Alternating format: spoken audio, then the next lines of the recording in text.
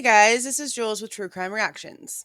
I mentioned that I was going to go through the text messages between Sleuthy and the person who's claiming to be the one who bought the footage from the apartment complex owner when it comes to this Linda Lane stuff.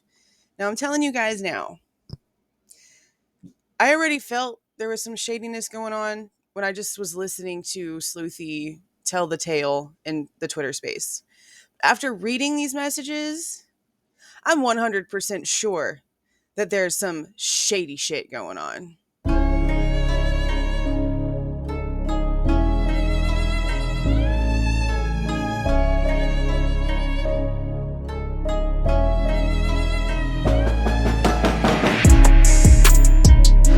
Okay, so we're going to go through them from her video. It's a little bit small, and I don't want to read everything because it's a bit ridiculous, but I'll read as much as I can possibly fathom to. The gray is the girl, and pink is Sleuthy. So the girl asks if Sleuthy knows Sarah Ariza, I think maybe. And then she says, people will sell anything for the right price, and then names the killer as someone named Charlie. Now, who the hell's Charlie? Who the hell's Charlie? I don't know. But I was watching Sleuthy speak at another live, and she said that there's Charlies in the group. So that's interesting, but also not interesting at the same time because it sounds to me like this person is a bit ridiculous. She's claiming that she could hear Xana begging for her life at 1:32 a.m. Okay, let me explain something again.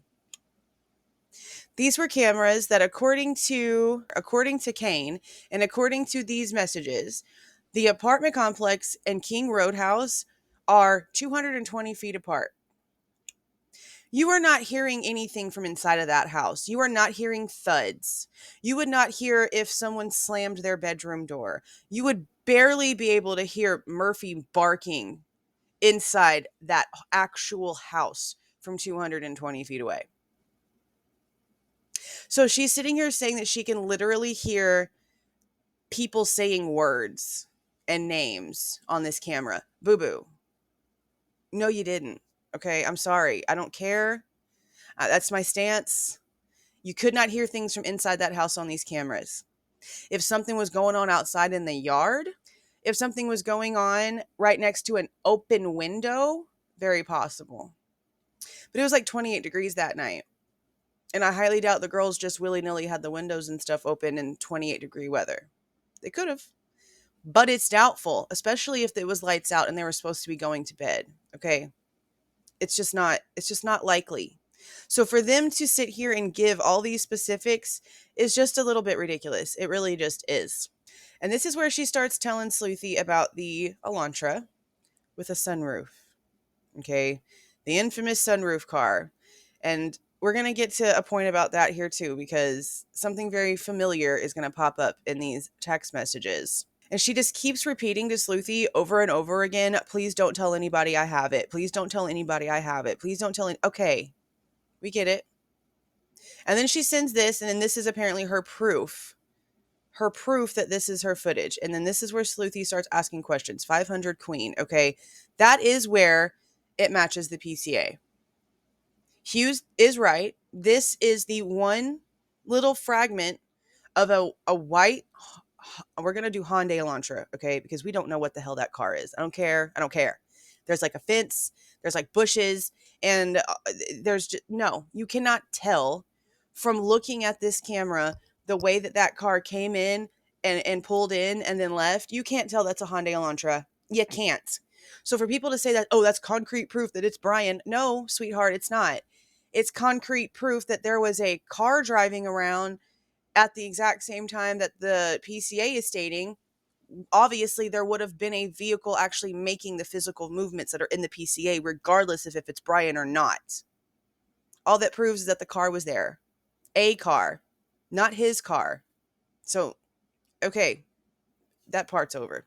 Then she states that right before Xana and Ethan were doing karaoke to John Denver. I'm sorry, so you think that you can hear karaoke from inside the house on a camera 220 feet away? I mean, okay, if the sliding glass door was open and the speaker was holding the slider open, or however it was positioned in the body cam video that we've seen before, maybe. But this is already like apparently like 1 o'clock in the morning, and this is a quiet night. The entire rest of the neighborhood don't have any recollection of hearing anybody belting out John Denver in the middle of the night. So this, whoever this person is literally just hearing anything that they possibly want to hear. Honestly, it's just a little ridiculous. Now they do mention the truck with the camper shell and the one that leaves around like the 420 something-ish mark. And they do mention the person that came like running out of the screen to get into said truck and leave. I do sort of have questions, but not really, because it's an apartment complex and people would be coming from all kinds of different directions. I just personally find it interesting because of the timing.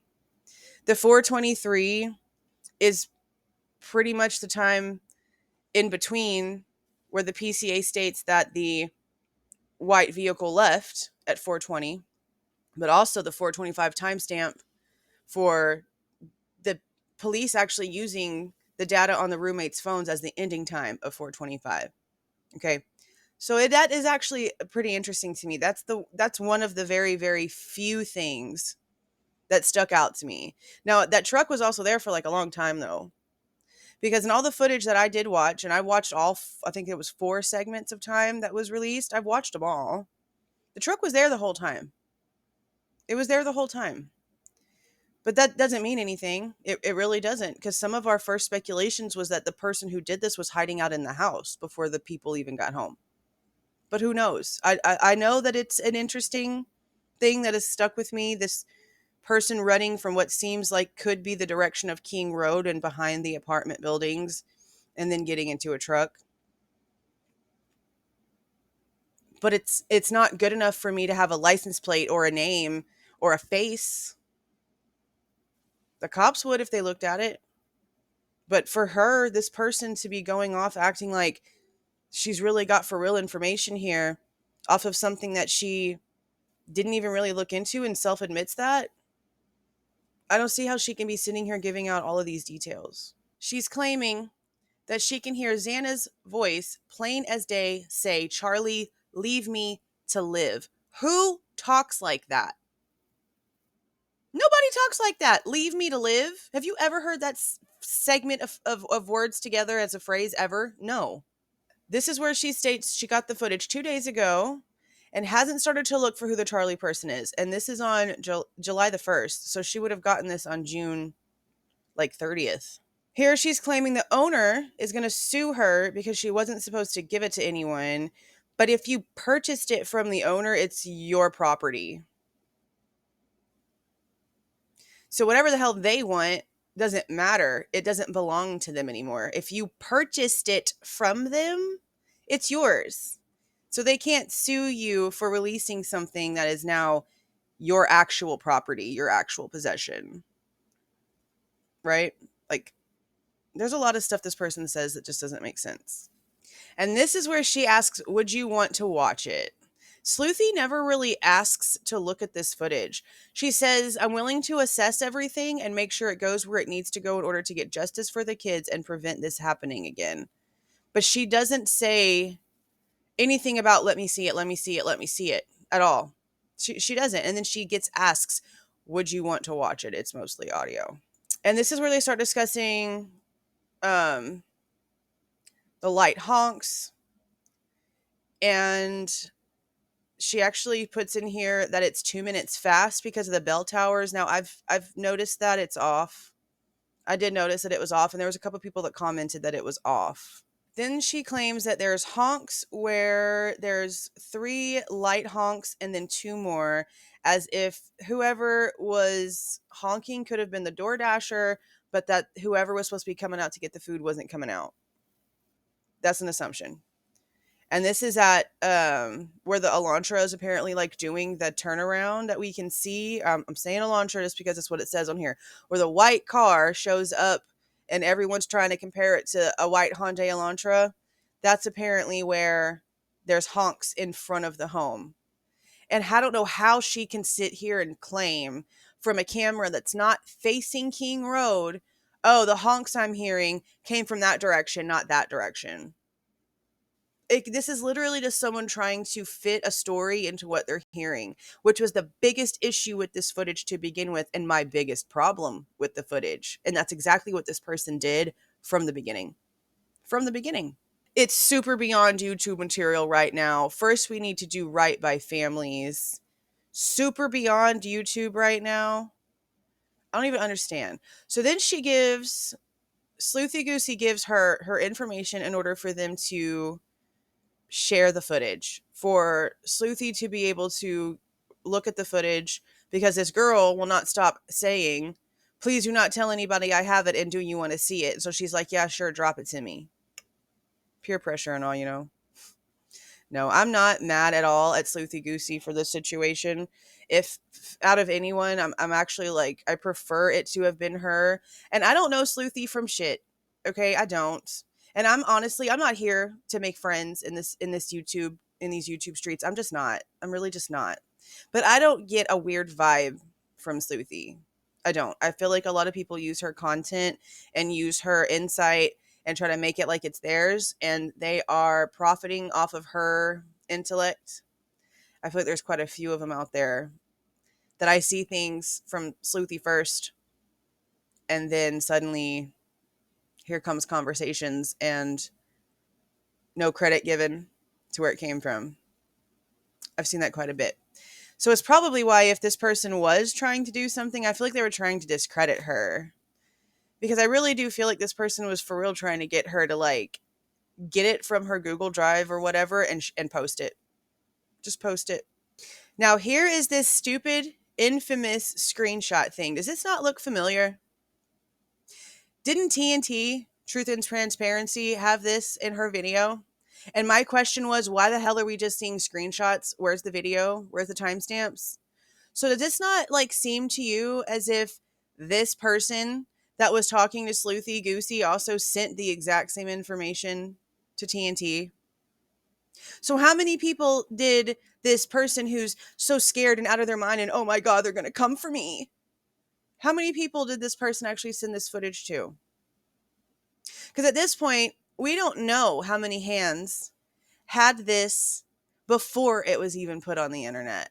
So we can't even clarify which one of those hands that it was passed on to by this girl is the one that actually put it out. Because honestly, I think that the story about the Consalvis family is a fucking lie. And I'm going to show you why. So right here, you notice that there's no responses from Sleuthy. Okay? As I was reading through this, I had PTSD flashbacks. Okay? So it looks like right here, she's wanting to get more information out to Sleuthy. They have now made an amplified version. It's audio only, and it's 10 times louder. Do you want the link? That was on July 1st at 5:19 p.m. She didn't even give the girl, an hour and a half? Hi, you're probably busy listening, but please promise me you won't let anyone know who you got it from. How many times do you have to tell her that you don't want your name out there?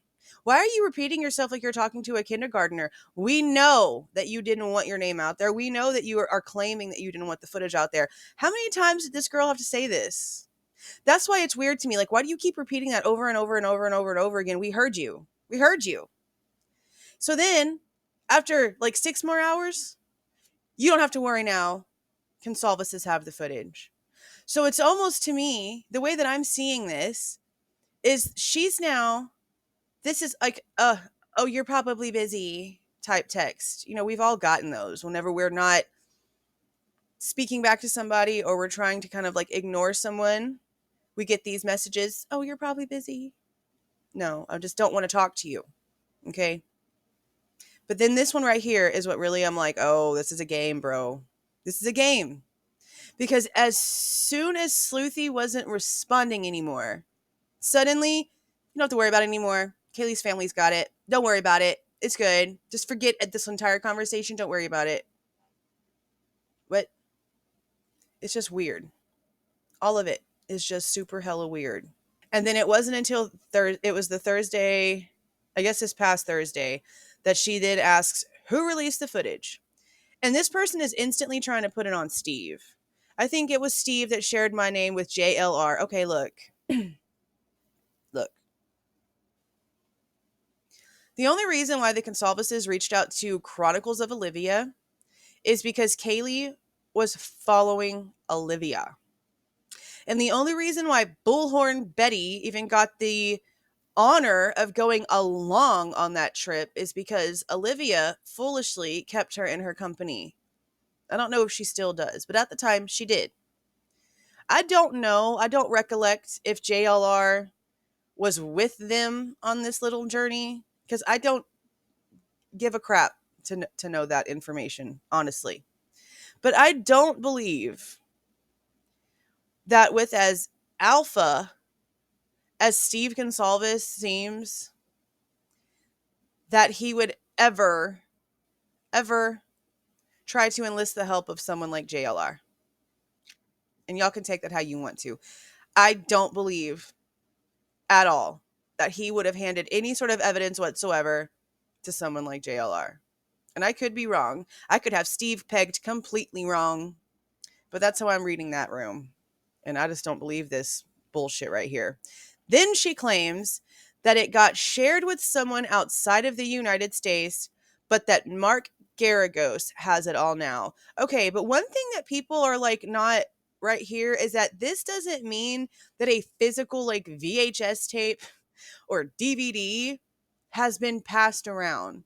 This stuff has been multiplied, duplicated, shared everywhere. Kind of like Gannon's photos, I'm sure. So the fact that she's like, oh, Steve shared it, someone in the US had it, but now Mark Garagos has it. Okay, well, that doesn't mean that Mark Garagos is now where it landed. It means he's just another one in the mix that has it that shouldn't. I mean, I don't know if he should or shouldn't. I don't know if this was a destination they were trying to get it to or not. But the point is, this isn't a physical copy that's switching hands and it doesn't have any sort of like residue left. It's literally being duplicated and passed down and passed around through all of these people. Who knows how many hundreds of people had this on their computers before it ever hit YouTube, honestly, at this point. Seriously, think about it. So she's claiming that the footage was leaked by someone who was outside of the United States. Why in the shit would you even give this person outside of the United States access to a case that's in the United States? That's kind of like one of those like hacker scams, right? Like all these scammers that are constantly trying to get old people to give them money and to give up their credit card information. Okay. Why would you entertain a foreign source in this? So you have a fall guy. So you can be like, yeah, the foreigner did it. The foreigner's the one that did it. Yeah. No, I don't believe any of this. And then right here, this person is straight up lying. Sleuthy asks, who does besides me? Just Steve? And then she says the overseas person. So then explain to me how Lana from TNT has the same screenshots of the damn sunroof car. If this group of people that we're hearing about and speaking about here are the only people, this person's a liar. I know that Sleuthy doesn't want to be in the middle of drama.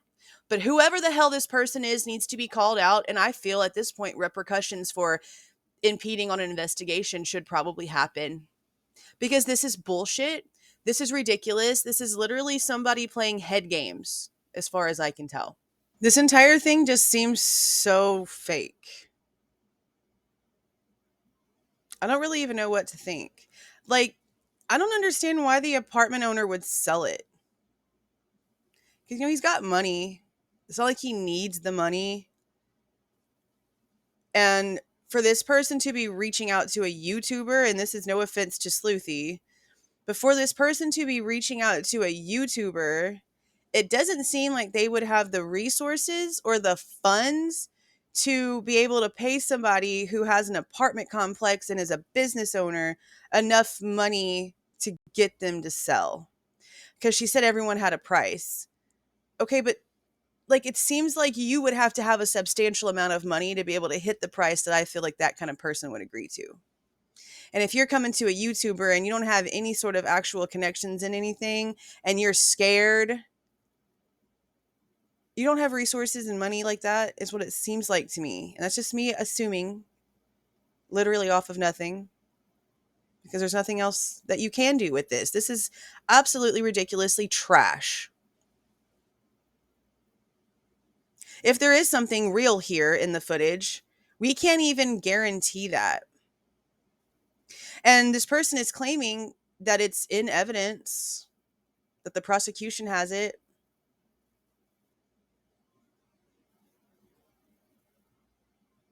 But do we know which one the prosecution has? Do they have the originals? Or do they have advanced versions and they don't know it? What a damn mess.